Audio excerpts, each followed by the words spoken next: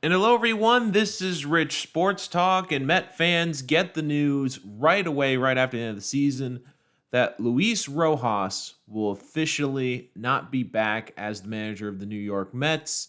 The Mets declining his option for a third year as the manager, but it is said that he will likely remain with an organization with a different capacity. So it looks like the Mets want to keep him involved in the organization, but he will no longer be the manager. Rojas in 2 seasons at the helm, 103 and 119 as a manager. And this was really to be expected. And Rojas, I feel really bad for today because do I think Rojas showed enough that he has the potential to be a very good manager? I do. But I understand that he was really in a no-win situation, and this was the move that the Mets had to make. And the reason I say that is this was like an arranged marriage at the beginning. When Steve Cohen bought the team, you heard the rumors, what's going on, because remember, like within hours after buying the team, Brody Van Wagenen, see ya, Sandy Alderson in. It was just a massive overhaul, except the manager position. And Rojas was basically in a position as a second year manager that it was like, okay, if he doesn't do exceptionally well, he could be gone. Now, you can blame the season on him because you had a lot of guys that underperformed. You had a team that was in first place and basically set an infamous record being the only team in MLB history to be a first place team in July and then finish the season with a losing record.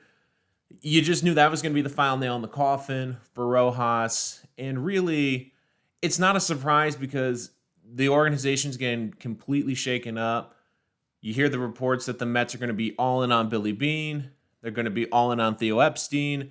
They're basically going to redo the whole front office. Sandy's still going to be in the front office, but it looks like he's going to be more of the president, kind of step aside, let someone else run the team.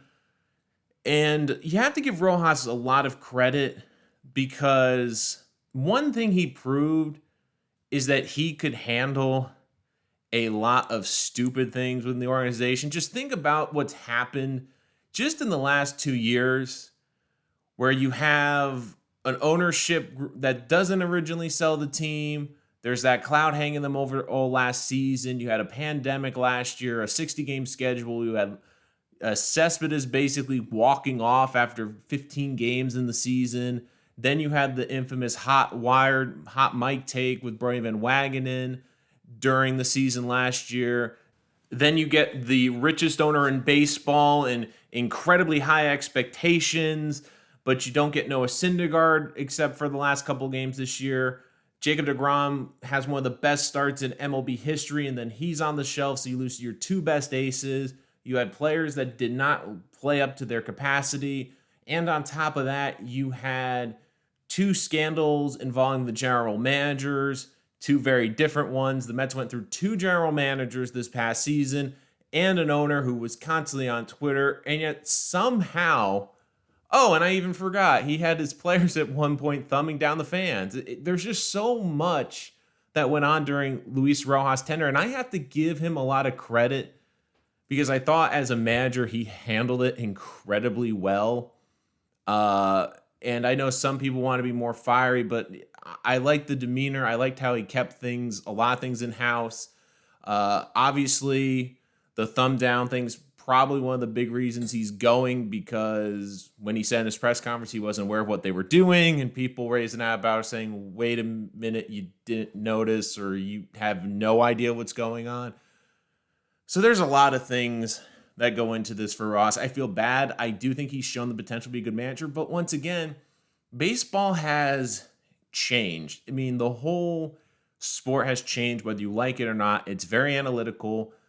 This is a sport now that is run by front offices, and really there aren't a lot of great managers left. And the ones that are have adapted to the times. They've allowed for analytics.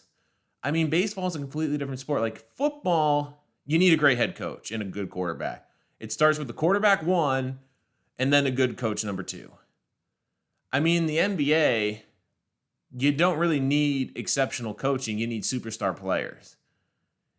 In baseball, the manager, the little things within the game, yes, they have an impact, mostly handling the bullpen. But now with analytics, with the way people handle these situations and the percentages, a lot of that's already predetermined before the game. So to me, for the Mets, the biggest thing for them to have a turnaround next year, the manager's one of the last things to really worry about. Okay. I mean, even Met fans, you have to realize that I remember, and I was one of the people that I was banging the table for Joe Girardi. I wanted Joe Girardi so bad. I wanted him so bad to be the manager of this team. It really hasn't looked that great in Philadelphia, has it? But the biggest factor this entire offseason is going to be Steve Cohen and how he addresses this offseason. Is Steve Cohen going to invest a lot of money into this front office? And more importantly, what people is he going to do it with? Because he, I think, cannot solely rely on Sandy Alderson, because Sandy Alderson's track record over the last 12 months when picking general managers has not been good. And I think that's why you're seeing them going after Bean and going after Epstein, guys that are going to basically head the entire operation.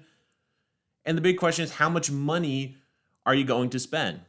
Are you going to bring back Javi Baez? I think you can bring Baez back on a good contract. There'll be a lot of money, but I don't see Baez getting traction like some of these other shortstops on the market. And I do think him playing Lindor is going to be a big thing. And look, Lindor looked a lot more comfortable and played a lot better down the second half when Baez was here. And look, of all the Mets that you feel like you have to kill, Baez, I understand there are fans that want to write him off. I understand that there are fans, and I was one of those people that basically was saying, look, that comment you made about the fans was horrendous. But I have to give him credit because he went out there, he played amazing down the stretch, and really he showed why everyone around baseball seems to love him. You saw the aggressiveness, you saw the way he plays the game. And look, if you want one thing to really consider, how many guys struggle in this market on the big stage? He came in and hit the ground running. Even Francisco Lindor, it took him a while, and it was a below average year for him, but he really didn't get going until Baez was here. And Baez hit the ground running. And if you're looking for anything, you want guys that can play in New York. And Baez has shown, look, he can play on the stage. It does not bother him. He has the attitude to play in the city. Does Jeff McNeil have it? I don't know. Does Dom Smith have it? I don't know. Does Michael Conforto have it? I mean, those are guys that have been here for years. And they struggled mightily this year, and they struggled last year, and they just haven't been consistent. So it's going to be a fascinating offseason, and I know the headlines are going to be about the players that the Mets bring in this offseason, the players they bring back, but it all starts with the front office, because this front office really needs to buckle down and get the right people, because it was a disaster this last season in terms of the scandals that have happened with this front office, not being able to figure out the draft with Kumar Rocker. So in the grand scheme of things, Rojas is going to get a lot of publicity today and the next few days about the Mets moving on from their manager. But in baseball, the manager isn't that important anymore. It really isn't. You need to have a great organization from the top down, and you have to have great people in the front office. And last year, and the last couple of years, the Mets have not had that. They didn't have it this year, and I think you're going to see Steve Cohen blow it up and redo it and try to get the right people in here to win. Because I'll tell you this, one thing you've noticed about Steve Cohen is he wants to win. You can tell that, and you can see that he wants to win games. And I do think you're going to see that. And it's unfortunate for Rojas, because I do think Rojas could be a very good manager.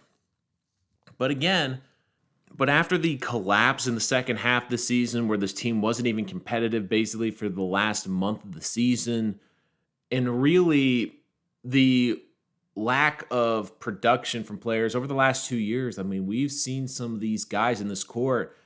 I mean, it's amazing. At the start of the 2020 season, you felt really good about this core. You've thought really highly of Dom Smith, Jeff McNeil, Michael Conforto. You felt, hey, these are guys that are going to produce and be here a long time. And now we're sitting here in 2021 going, are they a part of this future? Or are they just a piece to get more pieces to this future? I just don't see the three of them, those three specifically. Now, there can be other players that could move. I wonder what the Mets are going to do with Brandon Nimmo. He had a great year, but can't stay healthy. The pitching staff's a big question. But really, for me, those three are going to be the keys because these are guys that came up through the Mets system, and you felt like they had a lot of potential, and you saw flashes as early, but now you're going, okay, if the DH comes back, does it make sense to keep Dom Smith and play Pete Alonso at the DH? Yeah, okay, that makes sense. But if there's not going to be a DH next year, do you trade Smith to get a piece?